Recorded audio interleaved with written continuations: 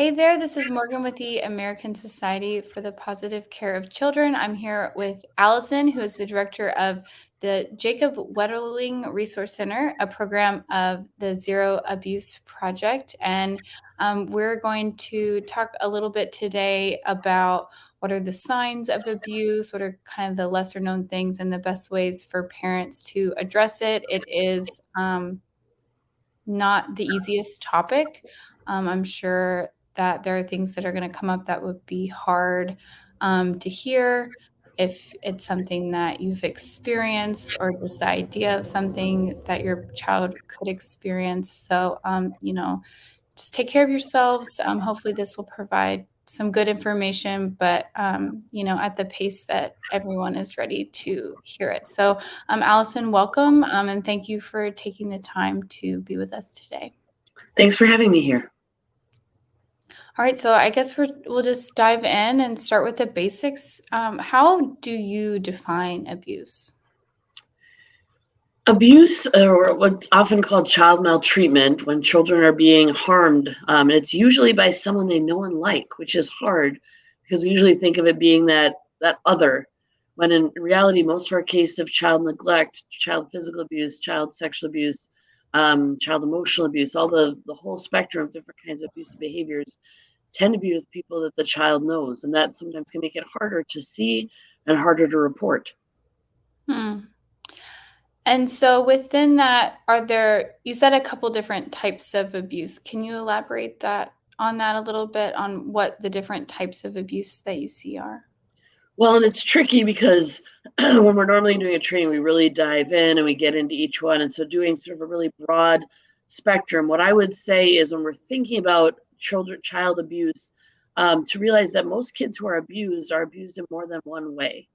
So Hmm. just like people aren't silos, if someone is making the choice to harm a child, they're usually not just harming them in one way, they're harming them in other ways. It's the academic term for that is polyvictimization, but just that sense of you might be seeing something that looks like neglect, and so you say, oh, this child's being neglected, and right, you might see something that looks like physical abuse. You say, oh, this child's being physically abused. I'm seeing unexplained bruises. I'm seeing this child seems to really be inward. There's a lot going on here. And you might just be seeing the very tip of an iceberg. And so to be aware that as much as we try to say, here are different types of abuse, here are different warning signs with each type, which we'll get into when we do like a mandated reporter or a parent class, the bigger piece is to pay attention to your gut instinct for both and of, does something seem really wrong here, or does something seem too good to be true, which is hard to really nail down.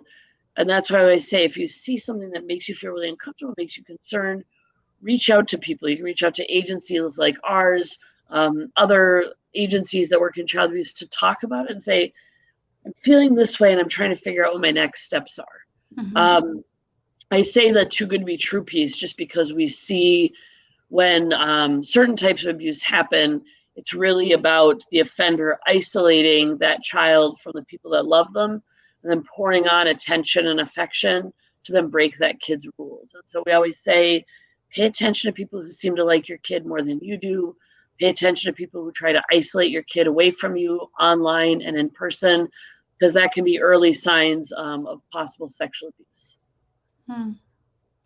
And so, yeah, you've mentioned a couple different signs, the tips of the iceberg, the unexplained bruises, someone paying extra attention. What are some of the other signs that you tell parents to look out for? Of course, you're not going to see everything, but are there things that parents can really just keep at the top of their mind to be aware of?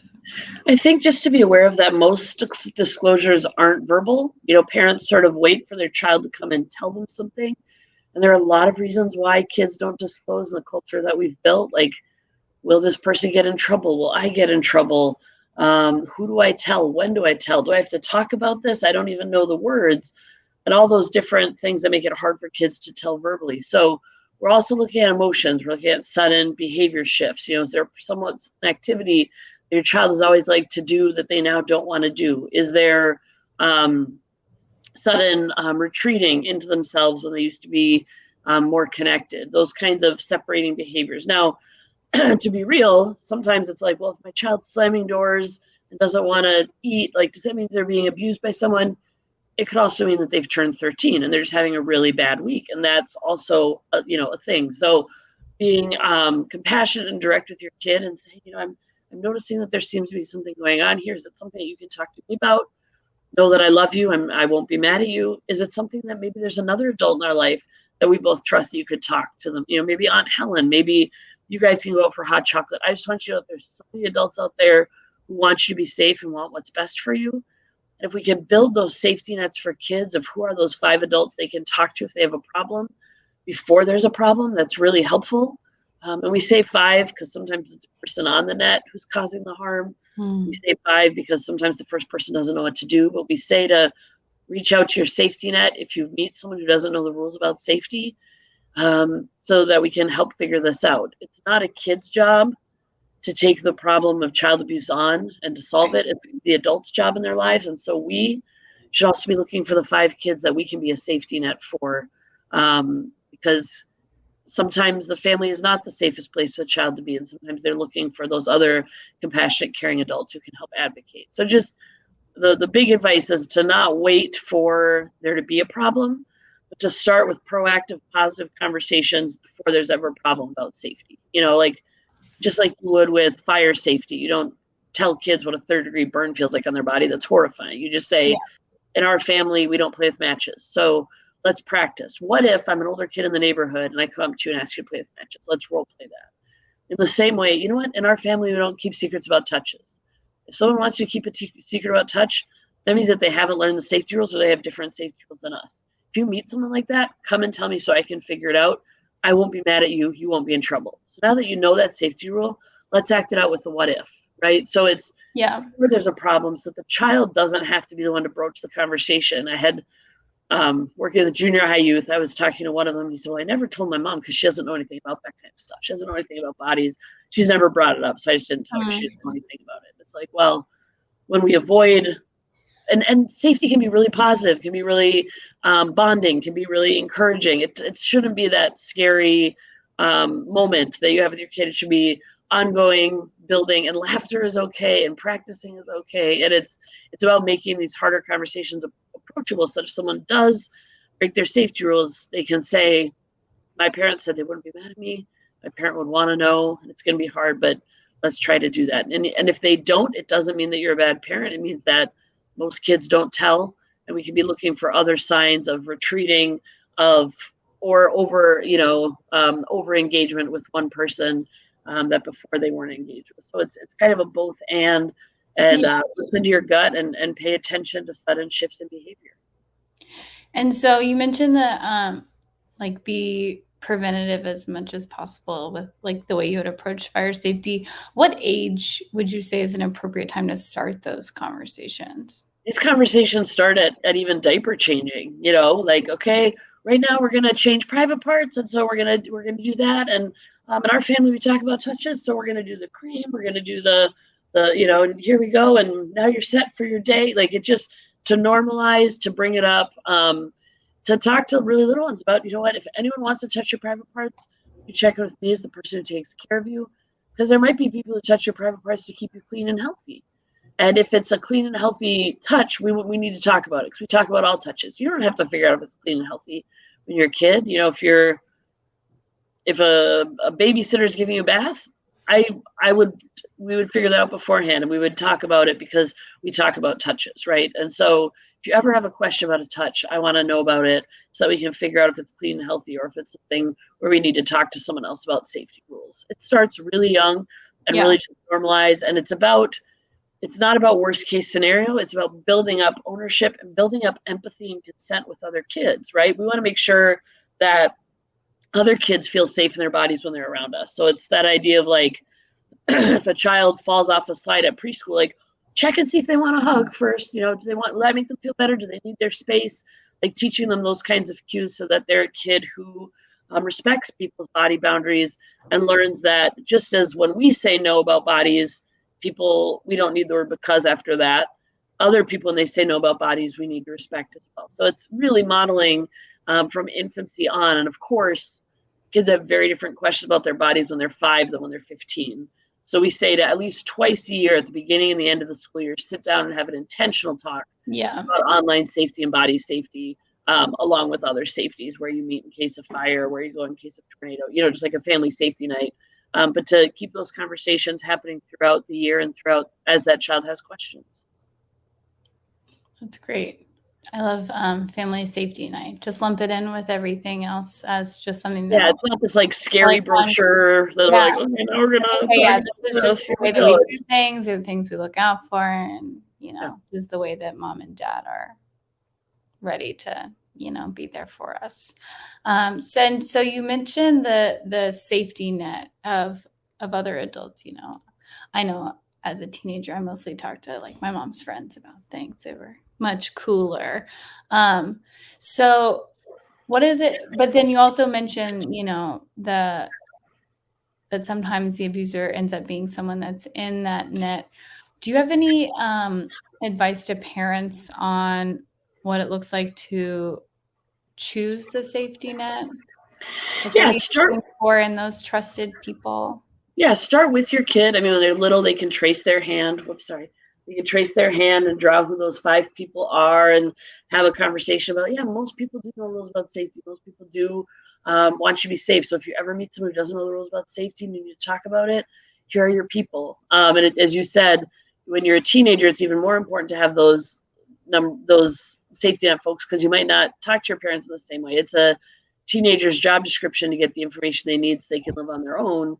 And it's a parent's job description to keep them safe. And those job descriptions don't always match up. So being able to talk to a relative, being able to talk to a parent of a friend, things like that. But once we've developed the net, what we have to be careful of then is, the other thing I would say is, if they say a name that you haven't met yet, like my English teacher, Mrs. W or whatever, if you haven't met Mrs. W, that's a wonderful time to go and meet that person and say, hey, but thank you for what you're doing for my kid. They say that you're one of the people they're going to talk to. If they have a problem, here's my cell phone number if I can ever be helpful. If they're one of the majority of teachers who are in this for the right reasons, trying to do the right thing by kids, like, how awesome is that to know the impact that you're having on the lives of kids? If they're one of the few teachers who are trying to cause harm and you're in their office the next day being like, here's my cell phone number, my child's talking about you, like, it shows that connection. So but best case either way. But it's that idea of, we build our net and then we pay attention to anyone who's trying to separate us from our net. No one loves me, so if you have your net and then someone's trying to pull you away from that net, that's not how a net works. Healthy grown-ups, healthy friends want to be a part of your net. Unhealthy people want you to themselves. And so when we think about that's not how a net works, if someone's saying like, well, with me, we can keep secrets about touches. With me, we can do this. With me, we can break this rule. With me, we can break this rule. That idea of grooming, and I want to be really clear, because the term grooming in the last few months has been kind of hijacked by some folks. Grooming is when someone has an intent to sexually abuse a child, and so little by little, they have them break their rules so that they can make that child less likely to tell the abuse.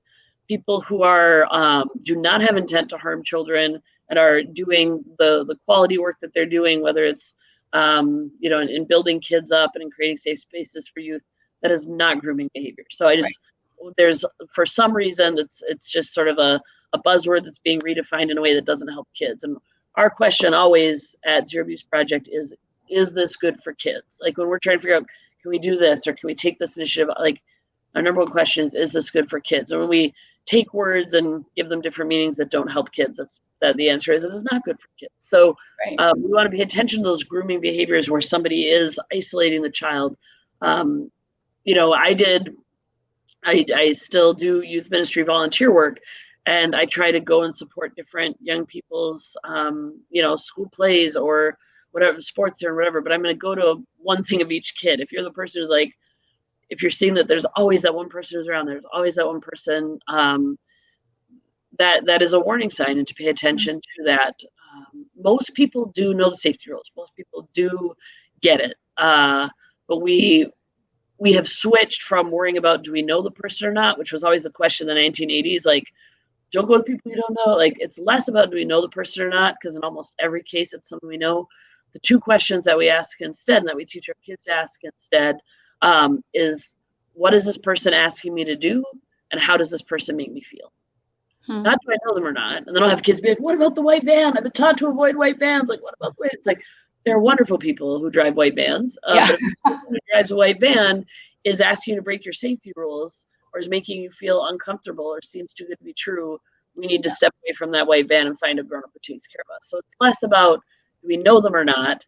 And it's more about, are they asking me to break my rules and are they making me feel really uncomfortable? And online, like those same things. It's not, do I know them or not, as much as it is, what are they asking me to do and how are they making me feel? If the answer to, are they asking me to do something that I shouldn't be doing? If the answer to, how are they making me feel? Those things are, the red flags going to let kids know that they can tell you and you won't be mad at them. And as they get older, let them know you're not going to confiscate their phone if they tell you that someone's making them feel unsafe on their phone. Because that's one of the number one reasons kids don't tell being harassed or extorted online is they're worried they're going to lose their device. So let them know that if someone's causing them harm, you're not going to pull their device away, but you're going to work together to make that device safer. Yeah. So that's a great shift of like advice to give to kids on things to look out for. I want to talk to the parents for a moment. So you said a couple of things that are to be looked out for, the consistently like showing up like almost too much or separating from the net. Is there anything else that is like maybe a lesser known sign of an abuser or someone who is grooming a child that parents could be aware of in these people that they thought were to be trusted? It's so hard, and there's great resources out there. The book "Protecting the Gift" by Gavin DeBecker sort of gets really into that answer. Where the book is slightly dated, though. I had one of my college interns read it, and she's like, "What's a pager?" And I was like, "Okay." So there's a piece of that, but there's a lot of good content in there as well, just about how sort of our gut instinct is real. It's sort of that sense of something's wrong here. And then that worry is more like a wasted emotion. I would say some of the questions that we ask as parents to help give us a sign of, is this a community that's a community for my kid? If my child is interested in playing sports, it's like, yeah, can I see your child protection policy? Can I see the work that you've done? Because most people want to show you, like they've worked on this thing and they're trying to make it work and they're trying to make it, they want to share it with parents. So it's like, can I see what you're doing? Great. If your child enrolls in karate, how do you guys screen and train your coaches? Can you tell me more about that? So it's that idea about, when we visit daycares, doing a few what if scenarios about just about like mandated reporting and safety. It's just that idea of, for me, body safety is hugely important. It's something I really care about. So I'm just curious, like in our faith community, how do we train our volunteers? What do we do because those are big prevention pieces because it's not just the kid whose rules are broken. It's the offender conditions the family to feel like, oh, this is okay, and then conditions the community to feel like, oh, this is okay, and often tries to find positions of power and authority in youth serving organizations. And the tricky thing, and it's so hard, is the number one tool that offenders use. It isn't drugs. It isn't the lost puppy. It isn't sneaking out at night. Like the number one tool that sex offenders use is attention and affection. And so they build that attention and affection, pour it on one child, and that child feels like that they need this attention and affection, so they're not going to tell. They're going to help keep it a secret, and it gets that child into that place of where they're being harmed. And the frustrating thing is kids do need attention and affection to thrive. And most adults use attention and affection for the right reasons. And so to say, like, watch out for attention and affection, that's not helpful. We want to pull our kid away from people who love them and care about them and support them. Because most people involved in youth serving organizations are there because they want to be helpful. Most people involved in sports and scouting and swimming and all those things, like most people don't have bad intentions. And the few people who do, make it really difficult to know the difference. And so it's that idea of that idea of having the attention, affection for an adult to have it be conditional. I will love you if. Like, we don't say to our kids, I will love you if you take out the garbage. Well, we might, but like, we don't mean it. It's like, Yeah. can you please take out the garbage? I love you. It's not, I will love you if. And to use attention and affection as a condition in the sense of, I love you, and that's why you need to keep this secret. I love you. No one else understands it but us. That's why we're going to do this that you can't tell anyone about, right? It's when we use that attention, affection as a weapon. And it's hard to explain that to kids, and it shouldn't be all in the kid's backpack. It's up to us as the adults and parents in their life to know who do they like to spend time with and why, and then to consistently go through what if scenarios. What if someone that our family really knew and liked did something that broke your safety rules? I would not be mad at you. I would want to know, those kinds of things. When do you have the right to say no to adults? You can always say no to adults that are asking you to do something against one of our safety rules. Then just come and tell me about it, right? So it's about normalizing some of those skills so that the child doesn't have to worry about what is this person's intentions, what is this person's intentions. We just have the same rules for everybody. So it's like we don't get into a car without checking first with whoever's taking care of us. Be like, hey, we're getting in a car. It's the same thing. You don't have to worry if you're a kid, like, grandma's coming to pick me up. What are her intentions? It's just like, hey, before I get in grandma's car, the rule is I have to go check first so my parents know where I'm at, right? So it's the same kind of thing we have the same rules for everyone. If someone's trying to get you to keep the secret about bodies, we need to check first because that's one of the rules that we have in our family, right? So it's less about getting into it's less about trying to teach a child to be a criminal profiler, which isn't helpful. It's kind of exhausting. Right. It's not very effective. It's just like, and you don't want them to live in precaution. fear and like Yeah. you don't want them to expect it. You just want them to. And we want kids to play past the driveway. We want kids to meet people that they don't like. If a child's in trouble, the person that they don't know is likely the best person to help them. Like, if they're like in over their head and they pick a random person to help them, that statistically that person can be helpful. So we don't want to teach them to be scared of all people they don't know. But we also want to help model for them what that looks like as we engage with folks, whether we know them or not. Because 93% of sexual abuse is by people that the child knows. And so we can talk about the white van is that, I shouldn't laugh, like the very most rare type of case that are very, very rare. But when we do that, we want to spread that out to what's more likely to happen. You know what? If anyone tries to get you to go in their car without letting you check first, that's a problem. And maybe they just have different safety rules. Maybe they forgot that we check first. You're allowed to yell and make a lot of noise and come tell me if someone is trying to get you in their car without letting you check first. It doesn't matter if we know them or not, right? So we, in the same way, letting kids know that they're special. They deserve to be safe. No one has the right to hurt them. Some of those messages just go a long way as we build kids who care about other kids. We want to, parents know, they did a survey during COVID of what Parents Magazine did of what do you want for your child. The number one thing parents said overwhelmingly was, I want my child to grow up to be a kind person. And I think when I'm looking at social media or when I'm engaging, I'm like, where's the kindness gone? It's still there. It is still there. People still have that as their core value.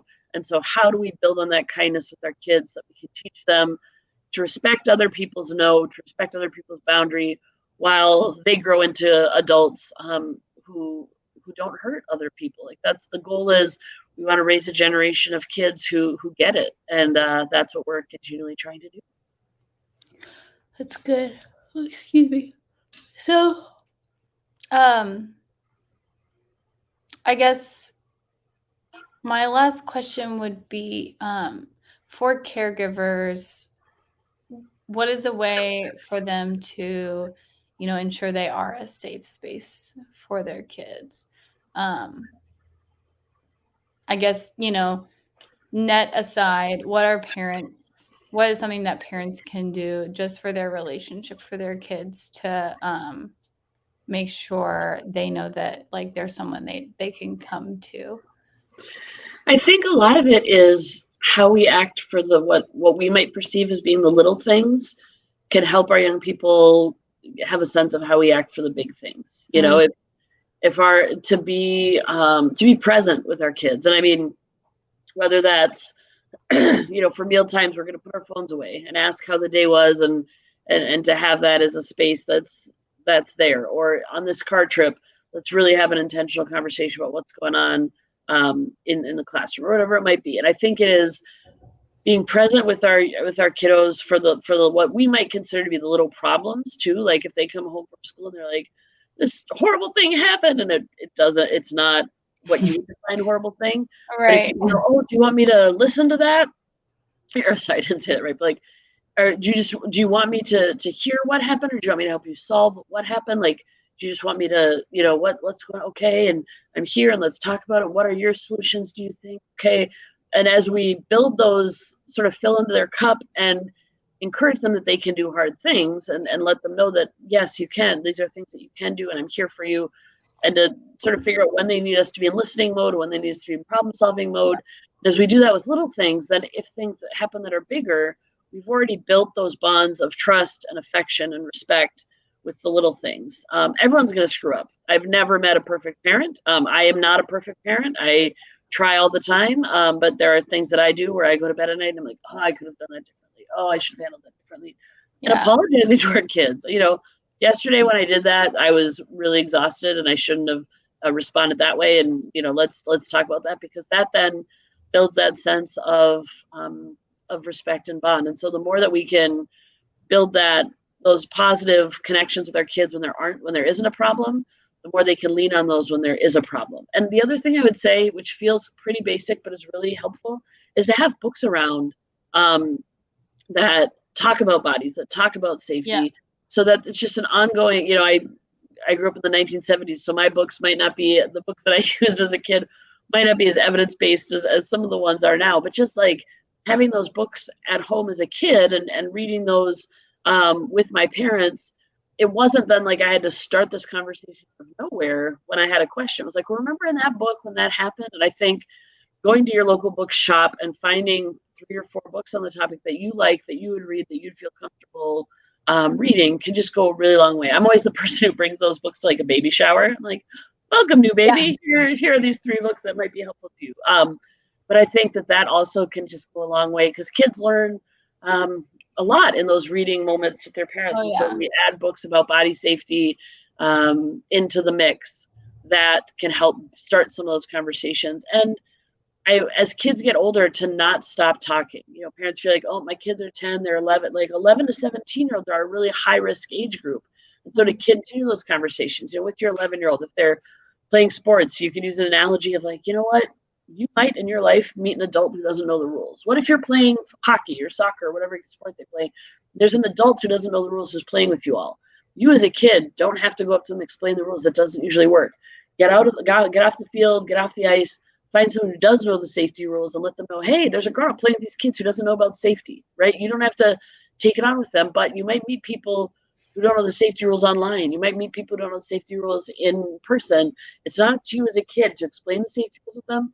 Get away from that person and check in with someone who does. And I will always want to know and hear about that if you meet someone who doesn't know safety rules, because it can feel like a lot, and you deserve to have people advocating for you. And so just to start some of those conversations and keep them going with more deeper themes as kids get older and can take on sort of more bigger ideas around what if, less concrete. Okay, so I said that was my last question, but I just have one more. Sure. If a parent does find out that there has been abuse, what should be the first thing that they do? Tell your kid that you love them, that you're not mad at them, that you care about them, that if they thank you for telling me. If they told you, if someone else told you, let them know, I'm really glad that you have people in your life who care about you to talk about these things. Thank you. And let them know, here are my next steps. I need to call the police because this is someone who really needs someone to figure out what's going on here. I need other adults to help me out, or I need to call child protection. It depends on the dynamics of the case. And you can reach out to agencies like ours. You can reach out to your local child advocacy center. You can reach out to other nonprofits in your community that do work around domestic violence or sexual violence, and practice with them if you need to about, can you help me before I make that report? What are the things I need to say? But have a minute with your kid to just let them know that you're proud of them, you love them, you're not mad at them. That goes a long way. And then start to reach out to the professionals who can be helpful. Well, Allison, thank you so much for your time. I think that You gave some really, really great advice for how parents can, really be a safe place for their kids, talk through these things in a way that doesn't make them so scared, but still aware. And yeah, so really appreciate everything you do with the Zero Abuse Project, and for being a part of our Trusted Parenting Network. Um, and yeah, I think that's about it. Thank you. Thanks for having me. And if anyone ever needs to reach out to us for training, or if they're ever looking to learn more about our nonprofit or support us or any of those kinds of things, you can reach out to zeroabuseproject.org. We'd love to get connected. Perfect. Yes. Thank you. All right.